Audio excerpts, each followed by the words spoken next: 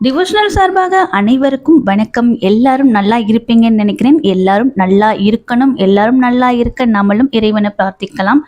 இன்னைக்கு நம்ம பார்க்க போற பதிவு சூப்பரான பதிவுங்க. எல்லா அதிசயமான நேரமும் எல்லா காலமும் ஒரு சில நாட்கள்ல மட்டும்தான் நமக்கு கிடைக்கும். அந்த ஒரு சில நாட்கள்ல ஒரு சில நேரங்கள்ல நமக்கு கிடைக்கும் இந்த நேரத்தை நம்ம கண்டிப்பாக தவற விடக்கூடாது. இப்ப இன்றைய சூழல்ல எல்லாருக்கும் இருக்கக்கூடிய ஒரே ஒரு பிரச்சனைனா கடன் பிரச்சனை. அந்த கடன் பிரச்சனை தீர்க்கிறதுக்கும் இன்னொன்று இப்ப திருமணம் நடக்கல, நல்ல வேலை கிடைக்கணும் அப்படின்றவங்க கூட இந்த பரிகாரத்தை நம்ம செய்யலாம். முதல்ல இன்னைக்கு 2 பரிகாரம் பார்க்க போறோம். அதுவும் இந்த அமாவாசையில் வரக்கூடிய நேரத்துல நம்ம செய்யும் போது அதனுடைய பலன் நமக்கு இரட்டிப்பாக கிடைக்கும்னு சொல்வாங்க. நம்ம தெய்வத்தோட அருளும் முன்னோர்களின் அருளும் ஆசையும் நமக்கு பரிபூரணமாக கிடைக்கும். இன்னைக்கு 2 பரிகாரம் பார்க்க போறோம்னு சொன்னோம் இல்லையா? முதல் பரிகாரம் இன்று இரவு ஹோரை நேரத்துல செய்ய வேண்டிய பரிகாரம். 2வது பரிகாரம் நாளை ஒரு 2 மணி நேரத்துக்குள்ள நம்ம இந்த பரிகாரம் செய்யணும். ஓகேவா? இன்று செய்ய முடிஞ்சவங்க இன்று செய்யுங்க, அல்லது இன்று தவற விட்டவங்க நாளை கூட நம்ம இந்த பரிகாரத்தை செய்யலாம். முதல்ல இன்றைய தினம் செய்ய வேண்டிய பரிகாரம் என்ன என்பதை நம்ம பார்த்துடலாம். இன்று ஆக்சுவலா அமாவாசை 29ஆம் தேதி, தை மாதம் 16ஆம் தேதி தான் வரப்போகுது.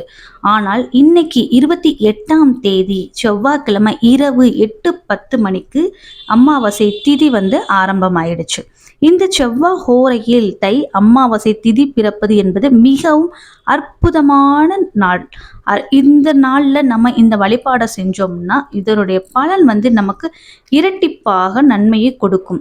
செவ்வாய்க்கிழமை என்றாலே பொதுவா முருகனுக்கு உரிய நாள். செவ்வாய்க்கிழமை என்றாலே கடன் சுமையை தீர்ப்பதற்கு உகந்த நாள். இந்த செவ்வாய்க்கிழமை செவ்வாய் ஹோரையில் கடனை திருப்பி கொடுத்தால் நம்முடைய கடன் விரைவாக அடையும் என்பது நம்பிக்கை. இந்த நேரத்தை நாம் தவறவிடலாமா? முருகப்பெருமானை மனதார நினைத்து வீட்டிலே எளிமையான செய்யக்கூடிய கடன் தீர்க்கும் வழிபாடுதான். முருகனை நினைத்து சொல்ல வேண்டிய மந்திரம், முருகனை நினைத்து செய்ய வேண்டிய வழிபாடு என்ன என்பதை தெளிவா பார்க்கலாம். வீடியோ ஸ்கிப் பண்ணாதீங்க.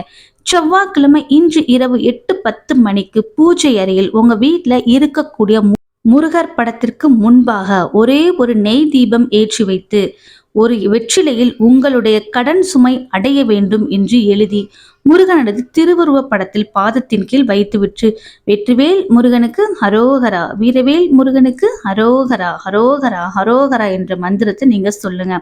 இந்த எளிமையான வழிபாடு இன்று இரவு ஹோரை நேரத்துல செய்யணும்.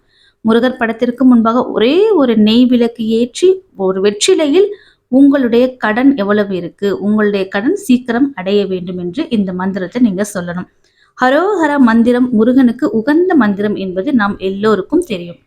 இரவு அமாவாசை திதி பிறந்ததும் செவ்வாய் ஹோரையில் ஹரோஹரா நாமத்தை சொல்பவர்களுக்கு அமோக வெற்றிதான். நிச்சயமாக உங்களுடைய கடன் கஷ்டம், பணக்கஷ்டம், கடன் சுமை எல்லாமே குறையும். செவ்வாய்க்கிழமை செவ்வாய் ஹோரையானது 8 to 9. அமாவாசை திதி செவ்வாய்க்கிழமை இரவு 8:10க்கு பிறப்பதால் நீங்கள் இந்த வழிபாடை 8:15க்கு மேல் இரவு 9 மணிக்குள் இந்த வேண்டுதலை உங்க வீட்டு பூஜை அறையில் வைத்துவிட வேண்டும். இந்த செவ்வாய் ஹோரையில் முடிந்தால் உங்களுடைய கடனிலிருந்து ஒரு தொகையை திருப்பி கொடுக்கலாம். இந்த செவ்வாய் ஹோரையில் வாங்கிய கடனை அடைத்தால் கடன் பிரச்சனை சீக்கிரம் தீரும். அதை மட்டும் நீங்க நினைவுல வச்சுக்கோங்க. உங்களால் முடியும் என்றால் முருகனுக்கு உகந்த வெற்றிலை தீபம் இன்று 8:15க்கு அப்புறம் உங்க வீட்டுல வெற்றிலை தீபம் ஏற்றி வைத்து வழிபாடு செய்யலாம். இந்த நேரத்தில் கடன் சுமை குறைய வேண்டும், சொந்த வீடு வாங்க வேண்டும், திருமணம் நடக்க வேண்டும் என்று பிரார்த்தனை எது வைத்தாலும் அந்த வேண்டுதல் உடனே நடக்கும். ஏனென்றால் அதிசக்தி வாய்ந்த நிறைய நல்ல விஷயங்கள் இந்த நேரத்திற்கு பின்னால் மறைந்திருக்கிறது. ஒரு சில அதிசயமான நேரமும் காலமும் ஒரு சில நாட்கள்ல மட்டுமே தான் வரும். இன்றைய தினம் இந்த வாய்ப்பை தவற விட்டுறாதீங்க. இன்னைக்கு இந்த நேரத்துல இந்த வழிபாடு செஞ்சு பாருங்க, கண்டிப்பா நல்லதே நடக்கும். விளக்கு ஏற்றி வைத்து விட்டு வெற்றிவேல் முருகனுக்கு ஹரோஹரா, வீரவேல் முருகனுக்கு ஹரோஹரா, ஹரோஹரா, ஹரோஹரா என்ற மந்திரத்தை உங்களால் முடிந்த அளவு சொல்லலாம். சரி, இன்னைக்கு செவ்வாய்க்கிழமை செவ்வாய் ஹோரையில் செய்ய வேண்டிய வழிபாடை பார்த்தாச்சு. இன்னைக்கு தவற விட்டவங்க நாளைக்கு இந்த 2 மணி நேரத்தை தவற விட்டுறாதீங்க. கண்டிப்பா இந்த 2 மணி நேரத்துல நீங்க என்ன சொன்னாலும் இந்த பிரபஞ்சம் ஏற்றுக்கொள்ளும். நான் சொன்னேன் இல்லையா நாளைக்கு வர்ற 2 மணி நேரம்னு, அந்த நேரத்தை சோடச கலை நேரம்னு சொல்வோம்.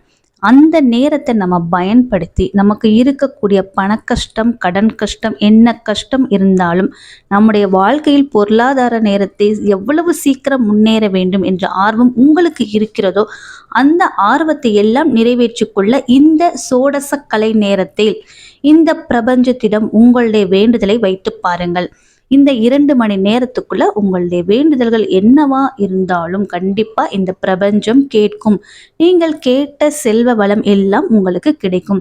வாழ்வில் முன்னேறக்கூடிய வாய்ப்புகள் உங்கள் வீடு தேடி வர துவங்கிவிடும். அப்பேற்பட்ட ஒரு சக்தி வாய்ந்த சோடச கலை நேரம் தான் நாளைய தினம் எப்பொழுது வருகிறது என்பதை நம்ம பார்க்கலாம். இந்த சோடச கலை நேரம் என்பது 29ஆம் தேதி 1ஆம் மாதம் 2025 புதன்கிழமை மாலை 6:21 மணியிலிருந்து 8:21 மணி வரை சோடச கலை நேரமானது நமக்கு இருக்கிறது. இந்த நாளில் திருவோண நட்சத்திரம் இருப்பதால், அதுவும் புதன்கிழமையோடு சேர்ந்து இந்த நாள் வந்திருப்பதால் பெருமாளுக்கு ரொம்ப ரொம்ப சிறப்பு. கடன் சுமையை குறைப்பதிலும் சரி, புத்தி கூர்மையை கொடுப்பதிலும் சரி, செல்வ வளத்தை வாரி வாரி கொடுப்பதிலும் சரி, பெருமாளுக்கு நிகர் வேறு யாரும் கிடையாது. அந்த மகாலட்சுமியும் பெருமாளுடைய மார்பில் தான் அமர்ந்திருக்கிறார். பெருமாளையும் மகாலட்சுமியும் நினைத்துதான் பூஜை அறையில் நம்முடைய வேண்டுதலை நாளைக்கு வைக்க போறோம். இந்த சோடச கலை நேரத்தில் பூஜை அறையில் ஒரே ஒரு விளக்கு ஏற்றி வைத்துவிட்டு உங்களுக்கு எவ்வளவு பணம் வேண்டும் என்பதை ஒரு பிரியாணி இலையில் முதல்ல எழுதிக்கோங்க. கடன் பிரச்சனையை தீர்ப்பதற்கு பணம் தேவைப்படலாம், அல்லது வீடு கட்ட பணம் தேவைப்படலாம், நகை வாங்க பணம் தேவைப்படலாம். உங்களுக்கு எதற்காக தேவைப்படுகிறதோ அந்த தேவையை எழுதி 2 லட்சம் 5 லட்சம் இப்படி உங்களுக்கு என்ன பணம் தேவையோ உங்களுடைய தகுதிக்கு ஏற்ப அந்த பிரியாணி இலையில் எழுதிவிடுங்கள். இது அப்படியே தனியாக இருக்கட்டும். கோடி கோடியா சில பேருக்கு கடன் இருக்கும், லட்சம் லட்சமாக கடன் இருக்கும், சில பேருக்கு சில்லறை கடன் இருக்கும். அந்த கடன் சுமை தீர வேண்டும் என்று ஒரு பிரியாணி இலையில் தனியாக எழுதிவிட வேண்டும். ஆக மொத்தத்துல உங்களுக்கு 2 பிரியாணி இலை தேவைப்படும். ஒரு பிரியாணி இலை உங்களுக்கு எவ்வளவு பணம் வேண்டுமோ அந்த அளவு பணம் நீங்க ஒரு பிரியாணில எழுதணும். இன்னொரு பிரியாணி இலையில நீங்க யாருக்கு எவ்வளவு கடன் கொடுக்கணுமோ உங்களுடைய கடன் பிரச்சனையை இன்னொரு பிரியாணி இலையில எழுதணும். இதை எழுதிவிட்டு ஒரு தட்டில் வச்ச பிறகு அதை கொண்டு போய் அப்படியே உங்கள் பூஜை அறையில் வச்சுருங்க. பூஜை அறையில் கண்டிப்பாக விளக்கு ஏற்றி வைத்து பிரபஞ்சத்திடம் உங்களுடைய வேண்டுதலை சொல்ல வேண்டும். எனக்கு எவ்வளவு கடன் பிரச்சனை இருக்கிறது, இந்த கடன் தீர வேண்டும், இவ்வளவு பணத்தை எனக்கு சீக்கிரம் இந்த பிரபஞ்சம் கொடுக்க வேண்டும் என்று பிரார்த்தனையை பிரபஞ்சத்திடம் வைத்திருங்க. 2 மணி நேரம் இருக்கக்கூடிய இந்த சோடச கலை நேரத்தில் உங்களால் எவ்வளவு மணி நேரம் முடியுமோ அவ்வளவு மணி நேரம் தியான நிலையில் அமர்ந்திருக்கலாம். இல்லம்மா 2 மணி நேரம்லாம் எங்களால முடியாது அப்படின்றவங்க ஒரே ஒரு 10 நிமிஷம் மட்டும் ஒதுக்கி உங்களுடைய பிரார்த்தனை செஞ்சிருங்க. அதுக்கப்புறம் கடன் பிரச்சனை நீங்க எழுதி வச்சிருக்கீங்க இல்லையா, கடன் பிரச்சனை இருக்கக்கூடிய பிரியாணி இலையை எடுத்து நெருப்பில் பொசுக்கிடணும். ஒரே ஒரு பிரியாணி இலை தான் நெருப்புல போடணும். நீங்க கடன் பிரச்சனை இருக்கிற பிரியாணி இலையை மட்டும்தான் நம்ம நெருப்புல பொசிக்கிறணும். அந்த நெருப்பில் இந்த பிரியாணி இலையை சாம்பலாக்கி விட்டுருங்க.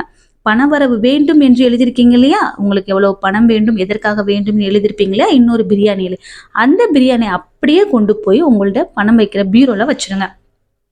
இந்த சோடச கலை நேரத்துல பண வசியத்திற்காக 108 முறை சொல்ல வேண்டிய மந்திரமும் இருக்கிறது.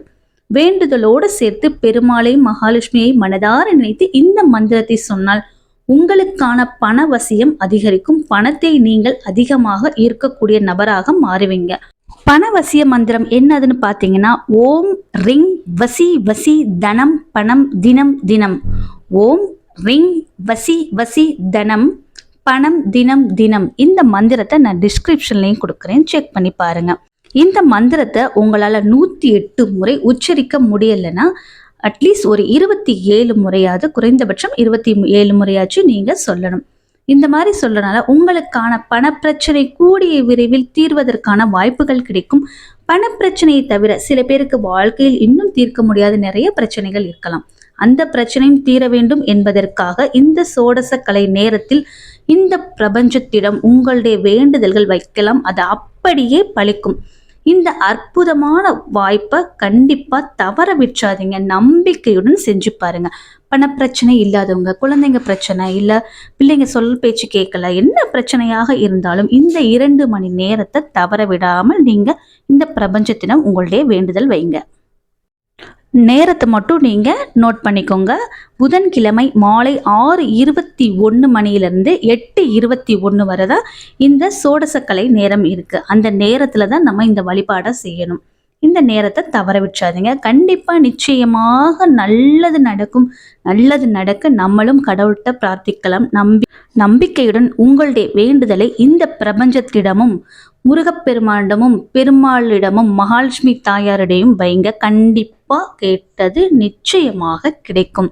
நம்ம மன மகிழ்ச்சியுடன் இந்த தகவலை முடிச்சுக்கலாம். மீண்டும் அடுத்த வீடியோல பார்க்கலாம். நன்றி, வணக்கம், தேங்க்யூ.